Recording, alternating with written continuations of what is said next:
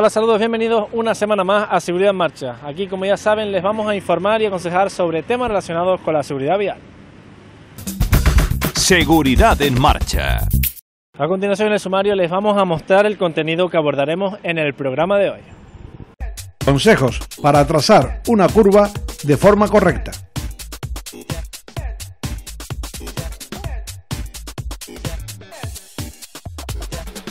¿Qué tipo de medicamentos no son recomendables si van a conducir?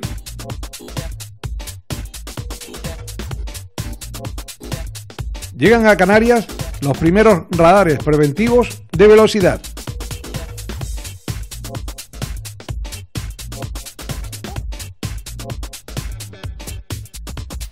Son muchos los conductores que no toman conciencia del alto riesgo que supone atender al teléfono móvil mientras conducen. Hay conductores que ante señales que se encuentran diariamente en la carretera, la desconocen totalmente.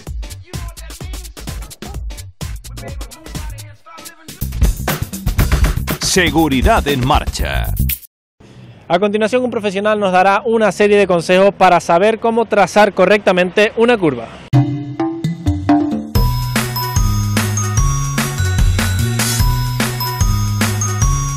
En Manocar, tus sueños se hacen realidad. Hay una técnica de conducción que sirve para circular con más seguridad, para que los pasajeros viajen más cómodamente y que de paso permite reducir el consumo de carburante y el de neumáticos. Esta técnica, que sirve para tantas cosas, es cómo describir o trazar una curva.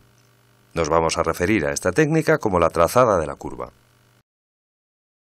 Para aprender estas técnicas sobre el trazado de curvas hay un escenario ideal, que es un circuito. Un circuito contiene curvas de distinto tipo, de radios cambiantes, trazados complejos, trazados técnicos, que nos permiten aprender con más facilidad y en menos tiempo y en menos espacio todas estas técnicas que nos serán de gran utilidad una vez que salgamos a la carretera. En carretera no disponemos de la anchura de un circuito, pero lo conveniente es aplicar estas técnicas, extrapolarlas de la misma manera, dentro de lo posible, dentro de la anchura de un carril convencional. Hay dos variables importantes para trazar una curva adecuadamente. Por una parte, cuánto girar. Por otra, cuándo girar. Para la pregunta ¿cuánto girar?, la respuesta es sencilla, nunca más de lo necesario. Es decir, no debemos hacer que la curva sea más cerrada de lo que realmente es. Para la pregunta ¿cuándo girar?, la respuesta es depende. Si la curva es constante, el máximo punto de giro debe estar en el centro de la curva. Por el contrario, si estamos tomando una curva y se hace más cerrada, como ocurre algunas veces en incorporaciones a vías rápidas, el máximo punto de giro debe estar cerca del final de la curva, nunca al principio de ella. Vamos a ver esto con detalle más adelante. Antes hay algo imprescindible para trazar bien una curva: verla bien. Por una carretera que conocemos, circulamos con más comodidad que por una que no conocemos, eso es evidente. Por la misma razón, si antes de entrar en una curva miramos hacia su salida, será mucho más fácil describirla. Además de adquirir el hábito de mirar lejos, que se adquiere mirando lejos, hay un par de trucos que pueden facilitar la tarea. Uno es llevar el asiento en la posición correcta. Por ejemplo, si llevamos el asiento en una posición demasiado alta y el respaldo muy poco reclinado, la consecuencia es que la cabeza nos queda en una posición tal que dificulta mirar a lo lejos. El otro es adquirir la costumbre, antes de entrar en cada curva, de mirar hacia la salida, hacia el final de la curva, más con la barbilla que con la nariz. Quien lo haga con la nariz tendrá un poco más difícil ver la curva completa. Ahora que ya sabemos cómo mirar las curvas, cómo leerlas, vamos a ver cómo dibujarlas. Todas las curvas tienen tres puntos clave. Uno es la entrada, el punto donde comenzamos a girar. El siguiente es el vértice, el punto donde debemos haber girado el volante todo lo necesario para describir la curva. A partir del vértice vamos deshaciendo el giro hasta llegar a la salida de la curva, donde el volante debe estar de nuevo enderezado. Adelantar excesivamente el punto de entrada en la curva dificulta llegar al punto de salida con el coche en la posición correcta. Eso es un error porque nos podemos encontrar en el punto de salida antes de que efectivamente se haya acabado la curva. Aquí no es que el coche fuera más deprisa, es que el conductor ha tenido que girar más para mantenerse en la pista. Entrar abiertos es imprescindible si la curva se cierra, o si es ciega y no podemos ver su salida. Retrasar el inicio del giro o entrar abiertos quiere decir aguantar por el exterior de la curva sin girar, aunque la curva efectivamente haya comenzado. Aquí el punto adecuado de giro está marcado con el primer cono. Entre este primer cono y el segundo, que marca el vértice de la curva, se debe alcanzar el máximo ángulo de giro del volante. Algunas veces se alcanza mucho antes del vértice y otras justo en ese punto. Finalmente hay que deshacer el giro hasta llegar a la salida de la curva. Esta es la tercera y última fase. Por el contrario, si empezamos a girar demasiado pronto, como ocurre aquí, salimos demasiado abiertos. Esta es la forma correcta de tomar esta curva que se cierra, y esta es la incorrecta. Y este es el resultado. La salida de la curva si se ha entrado en ella adecuadamente y si se adelanta demasiado el inicio del giro. No es preciso ir deprisa para aprender a trazar las curvas, todo lo contrario. Conviene hacerlo a una velocidad que nos dé un control absoluto sobre el coche y que no haga que se nos amontone el trabajo. Es un error muy frecuente que ante una curva que se cierra, el conductor entre deprisa y por el interior, cuando lo adecuado es hacer exactamente lo contrario, hacerlo despacio y por el exterior. Si hay dos curvas seguidas o enlazadas, el objetivo es salir de la primera de ellas de la mejor forma posible para afrontar la segunda. La técnica es semejante a la que debemos emplear en una curva que se cierra, retrasar el giro. Al hacerlo así, el coche queda mejor encarado para abordar la segunda curva. Si giramos demasiado pronto en la primera curva, saldremos de ella demasiado abiertos. Eso fuerza al coche a entrar demasiado cerrado en la segunda curva. Aquí el coche entra abierto en la primera curva, entra también abierto en la segunda y por eso puede salir cerrado, que es lo más seguro en todo caso. Aquí, en cambio, entra en la primera demasiado cerrado y eso le fuerza a entrar cerrado en la segunda y por eso sale demasiado abierto. Cada curva es una oportunidad para aprender a trazarlas. Es decir, podemos practicar en desplazamientos normales, incluso por ciudad, porque no es necesario circular deprisa.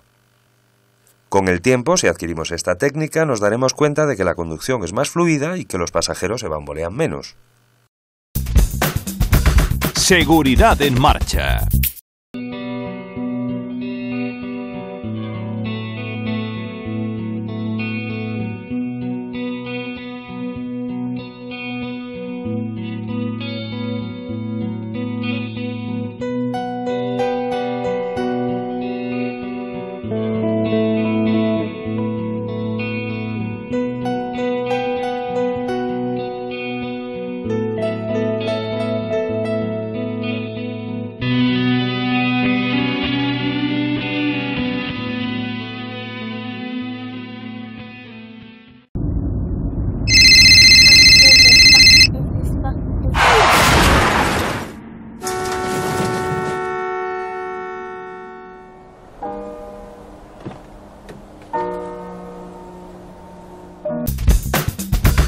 Seguridad en marcha. A continuación le traemos un apartado muy interesante al que tienen que prestarle mucha atención. Se trata de la somnolencia que producen algunos medicamentos y que son muy peligrosos a la hora de conducir. Pasamos la vida buscando esos pequeños momentos del día a día que nos dan la felicidad. Cicar, el alquiler de coches en Canarias. Cuando estás enfermo, tu capacidad para conducir puede verse disminuida en mayor o menor medida por los medicamentos que estés tomando, así que es muy importante que estés atento a los posibles efectos secundarios. Pero no todos los fármacos afectan a la capacidad para conducir, así que lo mejor es hablar con tu médico para que te explique si lo que te ha recetado puede influir a la hora de coger el coche. Ten en cuenta que en algunos casos lo que ocasiona una disminución de la capacidad de respuesta y puede por tanto propiciar un accidente de tráfico no es el medicamento en sí, sino la combinación con alcohol u otros fármacos. Por eso es importante que consultes siempre con tu médico y evites automedicarte. Los principales efectos secundarios de los medicamentos que afectan a la conducción son somnolencia, visión borrosa, pérdida de audición, mareos y vértigos, euforia o disforia, ansiedad. Los medicamentos que más te pueden afectar son los ansiolíticos, los antidepresivos y los tranquilizantes. Pero también hay medicamentos aparentemente inofensivos como colirios, pomadas oculares o descongestionadores nasales que pueden alterar notablemente la capacidad para conducir. Por eso es tan importante no automedicarse nunca. Desde Seguridad en Marcha hemos salido a la calle para conocer de primera mano la influencia negativa que producen los medicamentos en la carretera. Algunos de los medicamentos, incluso aquellos medicamentos que no necesitan receta, estoy hablando pues de productos naturales, pueden presentar una serie de efectos adversos que sí que van a dificultar la conducción o por lo menos la ponen en riesgo. Podemos hablar de efectos adversos tipo pues somnolencia, dificultad a la hora de coordinar, visión borrosa, vértigo, desvanecimiento. En general, todos estos síntomas pueden presentar medicamentos de diferentes grupos, pero algo tan común como pueden ser los antigripales. Los antigripales llevan antihistamínicos y descongestionantes nasales que pueden provocar pérdida de un poquito de la coordinación, somnolencia. Podemos hablar también de, en general, antihistamínicos, de medicamentos para regular el sueño.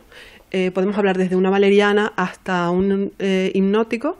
Tenemos que tener en cuenta que sobre todo a primeras horas de la mañana, después de haberlo consumido, puede tener un efecto residual de un poco falta de concentración y somnolencia, con lo cual pues, es un riesgo para la conducción.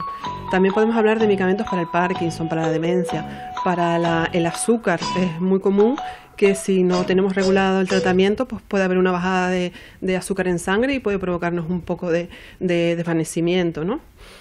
Por lo tanto, son muchos los pueden manifestar este tipo de sintomatología que ponen en riesgo la conducción. Si cogemos una caja de cualquiera de ellos, vemos que en España la normativa desde 2007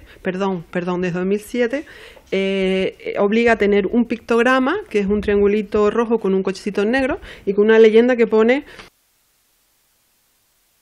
respecto. Esto no nos está indicando que esté prohibido la conducción, sino que la persona que va a conducir y lo está tomando, pues que se le recomienda que lea el prospecto. En el prospecto, de manera detallada, se va indicando cuáles son las sintomatologías como efecto adverso que puede presentar ese conductor en este caso, ¿no? Yo, desde la oficina de farmacia, recomendaría o haría hincapié en que todas estas recomendaciones son bastante importantes, hay que considerarlas, sobre todo si la persona es un conductor profesional o si cualquiera de nosotros necesita conducir muchos minutos diarios. Hablamos pues a partir de media hora, 40 minutos diarios, estamos hablando de que es un riesgo, ¿no? Es un riesgo conducir bajo el efecto de medicación que presente estos efectos adversos.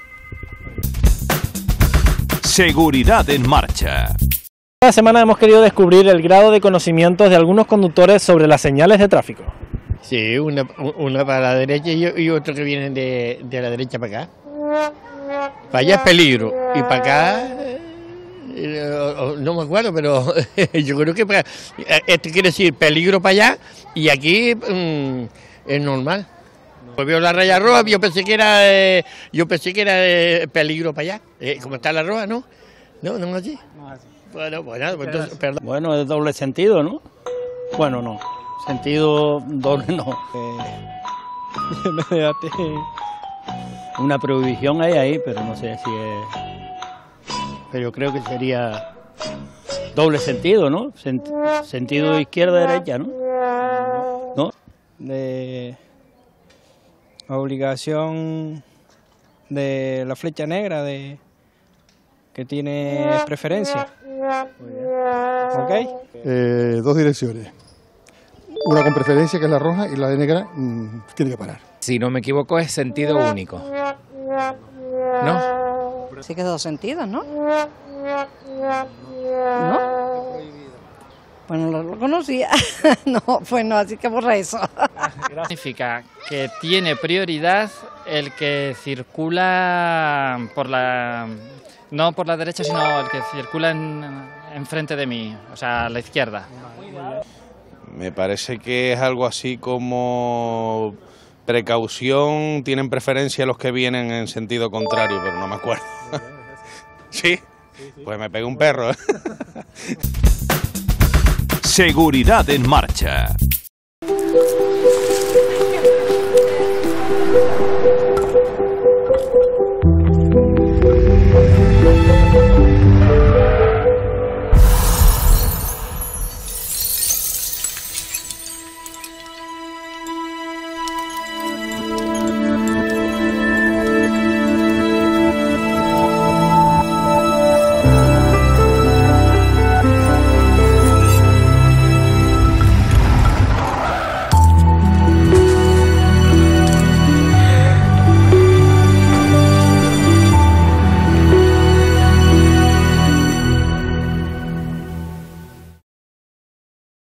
Llegan los radares preventivos como medida municipal para potenciar la seguridad en las vías.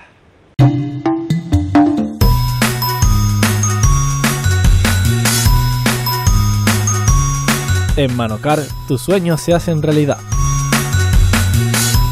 La fiebre de los emoticonos ha llegado a las calles. Se establecen nuevas medidas preventivas para mejorar la seguridad vial en el municipio lagunero.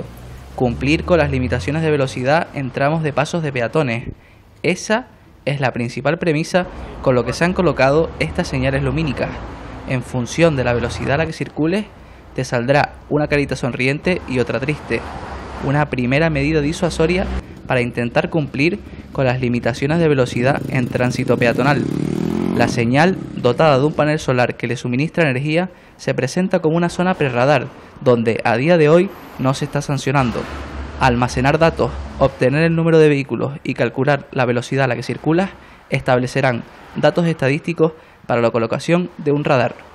Potenciar la seguridad vial, concienciar a los conductores y reducir accidentes de tráfico son los objetivos de estos futuros radares luminosos.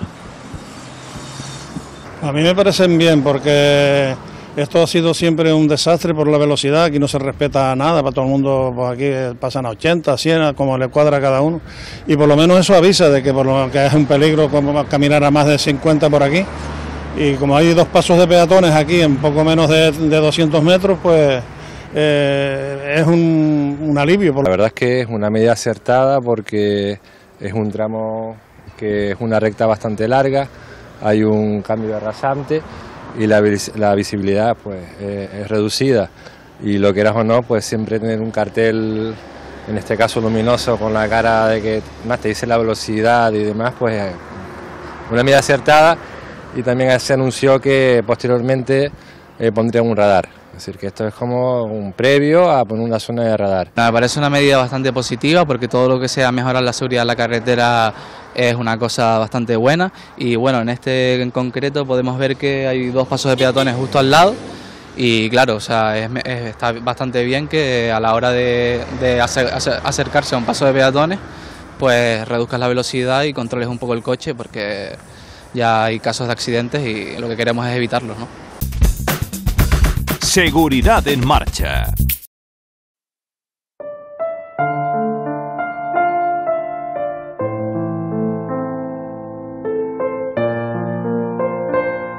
Pues si me gusta conducir, me encanta conducir.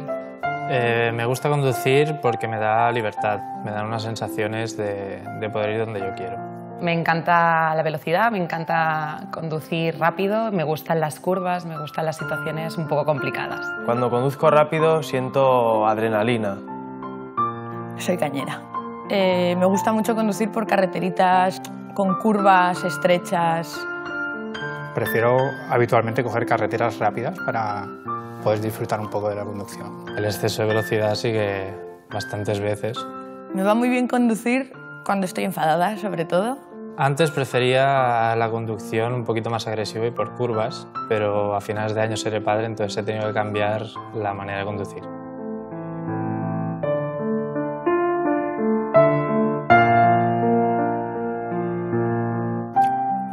A mí sí que me ha gustado conducir, pero me gusta disfrutar del viaje. Ahora cojo el coche, pero contra menos lo puedo coger, mejor. Es simplemente ir de un sitio a otro. Para mí conducir hoy día significa una necesidad. Tengo un miedo terrible a las carreteras porque hace 18 años, cuando yo tenía 7, mi padre murió en un accidente de coche. Ahora, hace 20 años, un día en la puerta de mi casa mataron a mi hijo con 16, mientras se despedía de mí. Un 17 de julio del año 2006, donde recibí esa llamada que pasa muchas veces por la tele, que dicen que nadie quiere recibir. Me decían que mi hijo Iván, de 20 años, había tenido un accidente de tráfico con una excavadora. Un conductor que había decidido beber teniendo que conducir se puso al volante. Poquito a poco, yo iba en moto, poquito a poco voy sacando la cabeza, y cuando veo que no viene nadie a mi derecha, que es donde realmente tenía que estar el peligro, el de mi izquierda, el coche de mi izquierda lo tenía a la altura de la pierna. Salía de trabajar, estaba muy cansado por el madrugón que me había pegado. Mi pareja estaba de vacaciones esa semana y cuando le dije que si no le importaba conducir a ella, me dijo que no le importaba. Cogimos el coche y lo último que recuerdo de ese día fue saliendo de la ciudad, ya de Zaragoza, pues darle un beso en la mejilla, recostarme en la ventanilla y lo siguiente que recuerdo, yo creo que es la frase que fue: olvidaros de los que están muertos y salvar al que está vivo. Y fue cuando noté que me sacaban del coche. Y lo siguiente que recuerdo son 6 días después, despertar de un coma y saber que alguien que ha ido muy rápido en la carretera se te ha llevado por delante y a la que iba a ser mi mujer, porque si todo hubiera sido como tenía que ser, pues a día de hoy estaría casado con ella. 2 motos que pasaban a una velocidad excesiva haciendo una carrera ilegal lo arrollaron y prácticamente falleció en el acto. Recuerdo que, bueno, las típicas peleas, ¿no?, de matrimonio. Era el santo de mi madre, mi padre no se había acordado y mi padre era un gran conductor, ¿no? El problema es que no volvió. Iván era un chico de 20 años lleno de vida, bajaba en moto y cuando llegó al cruce de Cambrians, esta excavadora, como no estaba donde tendría que estar, cuando pasó por delante le dio con la pala en el costado y lo cortó por la mitad. Recuerdo muy bien la última vez que lo vi, ¿no?, que fue como se cerró la puerta y no lo vi más, no supe más de él. Escaboleo.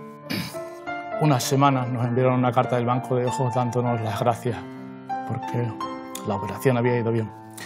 Yo a partir de aquel momento siempre pienso que alguien habrá recuperado la vista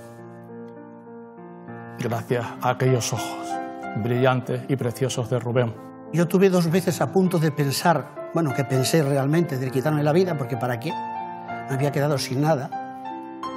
Eso es lo peor de todo, aceptar que porque sí te quiten tu vida. Tú piensas que ese señor, el día que mató a Iván, a mí y a mi familia, nos puso cadena perpetua, para siempre. Hay un antes y un después. Recuerdo que la velocidad, la tracción de un motor es muy atractiva, pero por favor, que el atractivo no se convierta en drama. Que la gente creo que realmente no es consciente del arma que llevamos entre las manos, yo el primero, ¿eh?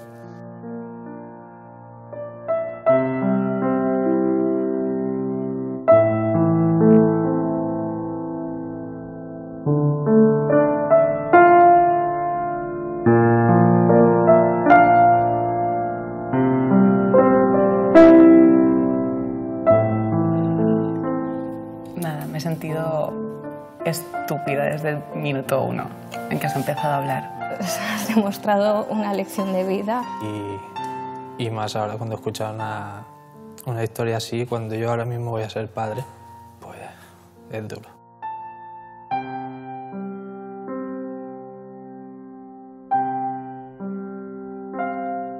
Bueno, ya sabes, no corras, ¿eh? No. Y si bebes, no conduzcas. No, eso seguro, eso siempre, eso sí que es verdad.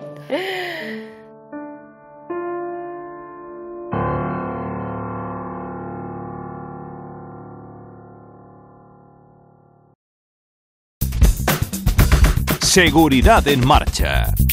Son muchas las distracciones que cometen los conductores al volante. Hoy le hablaremos de una de las más frecuentes.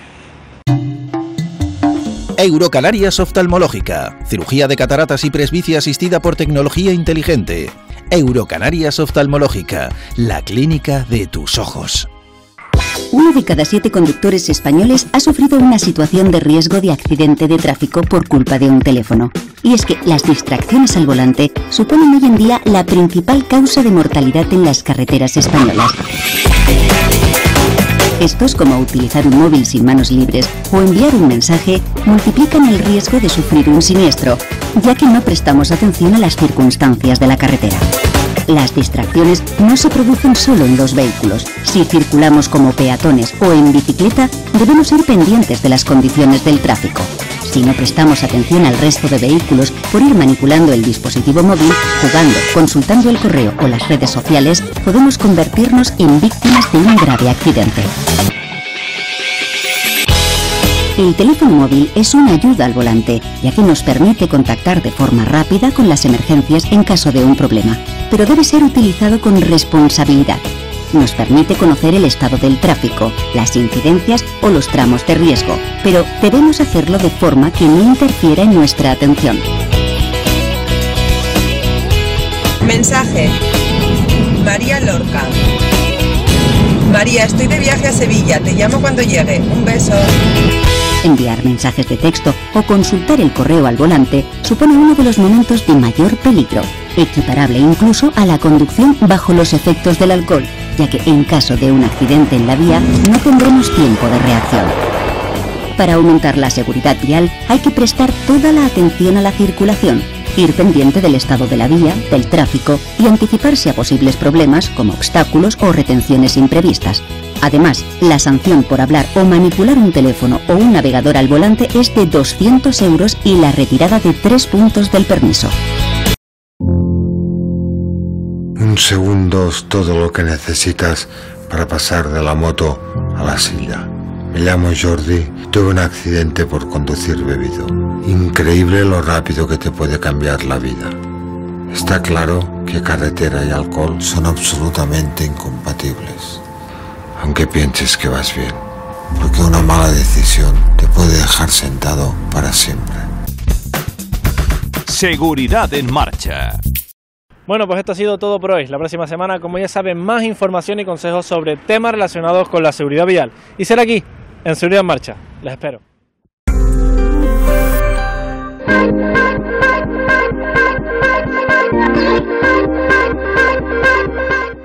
Orbeca me patrocina Seguridad en Marcha.